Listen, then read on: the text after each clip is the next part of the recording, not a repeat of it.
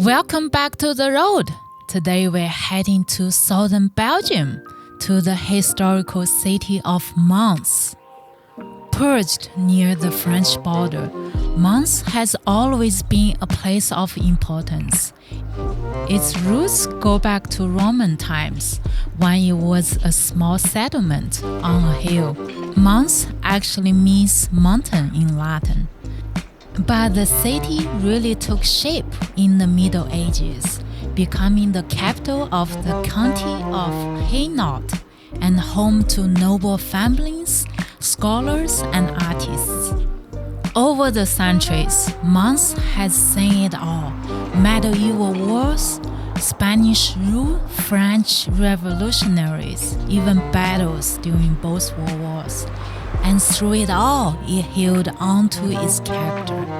Part fortress, part festival, always a little unexpected. Today, Mons is a place where history doesn't just live in museums. It's part of daily life, and that's exactly where we're starting. Our first stop is Musée du Doudou. If you want to understand the soul of Mons, this is where to begin. The Doudou is actually centuries-old festival built around a dramatic reenactment of Saint George slaying a dragon. At the Musée du Doudou, you will get the full story behind the centuries-old festival, equal past legend, pageantry, and community pride. The heart of it all is a combat between Saint George and the dragon, performed every year in front of thousands of people. It's loud, colorful, and deeply symbolic for the people of Mons. Inside the museum, you will walk through the history of the celebration, from its medieval religion's roots to today's massive street event. There are costumes, video archives, and even the dragon itself on display. It's wild, it's weird, and it's totally Mons. A short walk from there is a place that feels entirely different: Mandanium. How would I describe this museum? Think of it as the world's first search engine, except made of paper.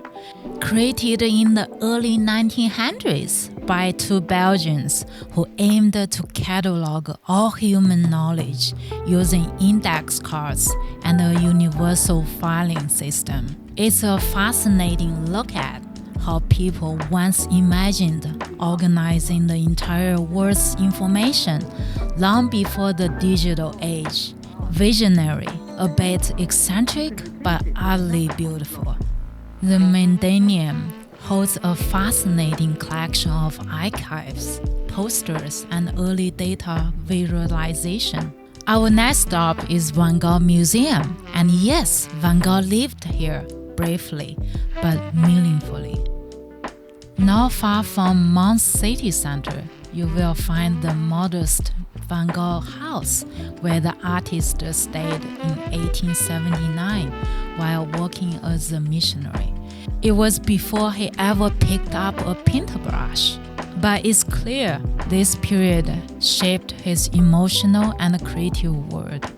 The house is small and humble, but the exhibits do a great job showing how his time in the coal mining communities influenced his later work. You get the sense of a man searching for meaning, for purpose, for a way to express everything he felt. And now we're moving on to St. Waltrude Collegiate Church. Back in the city center, towering over Mons, is the St. Waltrude Collegiate Church. Built in the 15th century and dedicated to the city's patron saint, this Gothic church is as impressive as it is peaceful. Inside is all soaring arches, warm light, and quiet reverence. The shrine of St. Waltrude herself is there, resting in a magnificent golden carriage that's rolled through the street every year during the Doudou. It's a place where tradition lives on, not just as a spectacle, but as a real part of daily life. Our final stop is one of the culture gems of the city, the Beaux-Arts Mons, or BAM.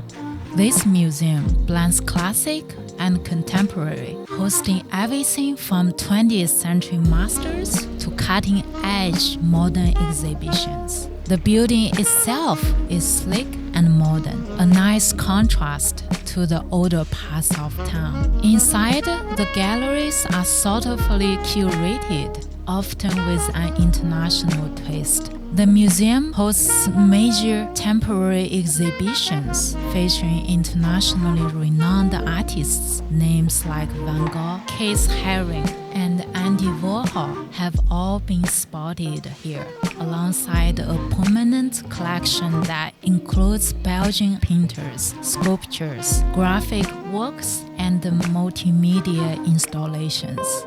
With its thoughtful curation and striking architecture, BAM offers not just a visual experience, but an invitation to explore how art reflects and challenges the world around us. It's a kind of museum that surprises you, calm, elegant, and filled with art that makes you stop and think. Mons is a city with layers.